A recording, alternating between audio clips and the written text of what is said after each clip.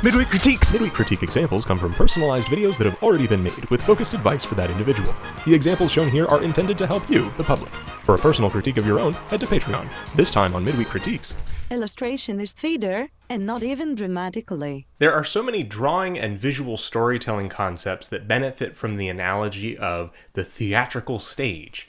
Animation, comics, and illustration basically all operate in the same way as a theater because, for the most part, the final product is delivered via a two-dimensional screen or image. Even though people can be seated in different parts of a theater, there's a single fourth wall that all of the action is playing to. And in the few exceptions like a 3D game where you can rotate the camera or a VR experience, it's not like the principles of staging and clear composition just go away. I think they, in fact, become more important. That means that just because something is either realistic or would make sense in real life, it doesn't mean that it plays well to the audience on stage. For example, two people talking to each other in real life can be as close or as far away from each other, rotated any which way, and it doesn't matter. But if two characters in a scene on stage are talking and it's important, it doesn't make sense for them to stand like this, where one character's back is to the audience and they're almost completely masking out the person that they're standing in front of. What obviously makes more sense is to separate the characters and make them stand so that we see both facing each other. Not only do we now get to see both of them clearly from the balcony seats, we can use their silhouette to clearly express something about their dynamic or what they're feeling. This is fairly common knowledge. Lots of character design and illustration advice focuses on silhouette, but it's this two-pronged balance that we strike between playing well on stage, so to speak, and building our characters with good three-dimensionality that leads to good-looking art. And that balance is what I want to focus on with today's critiques, because imagine that you're looking at two people on stage and their silhouette is great, but as soon as the lights come up, you see that the shapes inside of that silhouette defy logical arrangement of things in space. Or a person that is meant to be three-dimensional ends up looking like one of the painted trees in the backdrop of the scene. Despite what it might seem like, this video isn't focused on posing. It's on that balance between what we can get away with on a flat surface and where that's a strength versus the best practices for arranging what we draw in space. One of the places where this is apparent a lot, and I pick on the most, is the head. Not only is it something that is super recognizable for us, so we notice when something isn't right, but it's also a very complex set of shapes and arrangement of shapes that all too often as artists, especially beginners, we just try to pass off as one flat shape. That's fine when it's stylistically simplistic, like an emoji or bubs, but as soon as you try to turn a head in space, the flatness fights back with a vengeance. Now a somewhat realistically drawn head starts to have the wrong proportions, or it immediately reads as flat. So first up here we have an example of some lovely work from Anna, and again going back to that idea of the head and reading it as a flat face, we have a face that's viewing head-on, and yet the arrangement of some of the features doesn't allow us to actually see it in maybe the best dimensionality, right?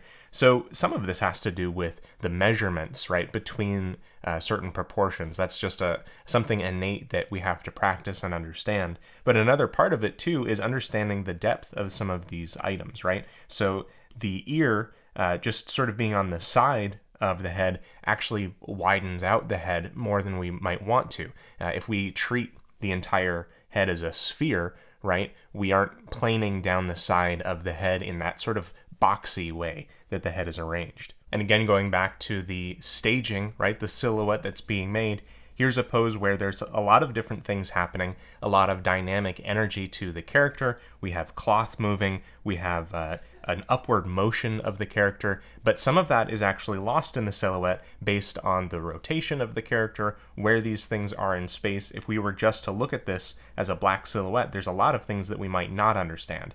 We might get a little bit of the knuckling on the hands there in order to understand that there's a fist punching up, but we lose it against some of the things like the pigtails, right? Here's sort of a quick option that I provided here where there's a change in some of the gesture of the pose, but we get a little bit of a read on some of the things like, say, the books on the outside, a clear motion of the arm and fist in the air, and we even get both legs against the silhouette there and still allow the cape as like a secondary form of motion to indicate this overall gesture that's kind of moving in this direction. Here we have some great work from Shenimation, and again, we're looking at the idea of why it's so important for things to read as dimensional forms and not just as flat shapes. We see here with some of the rendering of this pig here, we get almost a profile view of some of these items, and then a cast shadow along the edge, all of it kind of reading as sort of a maybe cut out piece of construction paper over top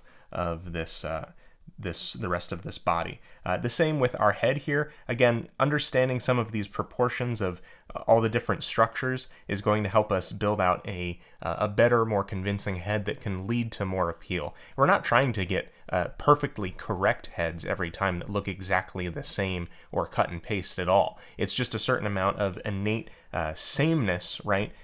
Universality between human heads, and we can always push and pull from there. So here are a couple just adjustments, right, where we want to think about the dimensional forms. And again, these are quick redraws, right? But even something like understanding the sort of depth and strength of the jaw, or even the dimensional shape of it, might prevent us from allowing this mouth to get too far close to the edge or to tuck the chin too far into the neck. Even for incredibly stylized or simplistic faces, the same principles really help us. Here we see just allowing this part of the head, instead of it being this entire shape being the front of our head, especially because it's in 3/4 view, allowing this to all be flat, we're bumping out and understanding sort of the side of the head here, right? We're taking all of this space and then allowing that to push the face into this direction, right? So we're pushing some of those items away from the areas they shouldn't be, right? And allowing that to inform either our exaggeration, our expression, or what we push and pull from within the places where it's reasonable. I think this is a really nice portrait here, and just taking these faces here, right? And putting them in the same place and understanding some of those same concepts.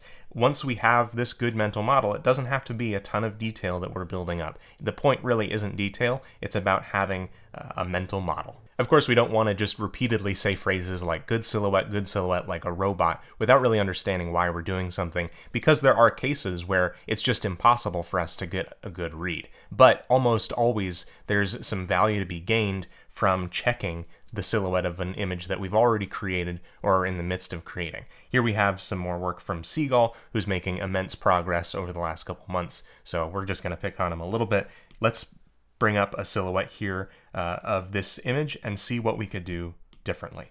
From the silhouette here, we don't really understand what the arms and hands are doing, which are a huge part of understanding the expression or attitude or feeling that the character has. Obviously, this is a quick sketch, but the tail being completely separated from the character is an opportunity that we could use to follow through some of the feeling, action, and dynamic posing. So here we have a head that isn't even a human head, but it's that same mental model of how the skull of a creature like this would be built, and we're allowing the arms and hands to be pulled away, in this case, from the body. We're allowing the sleeves to pull down, so we have a little bit of contrast in the transition from the sleeve to the wrist to the hand, which I think is kind of nice. We're allowing the tail to follow through the rest of the motion of the body, and if we did that same thing here where we drape everything in just black and we see the silhouette, there's a much stronger read of what's happening with this character before we even get to read the facial expression. There are things that I repeat a lot in critiques and things that I pick on, the reason being they've been so important for me in unlocking understanding and improving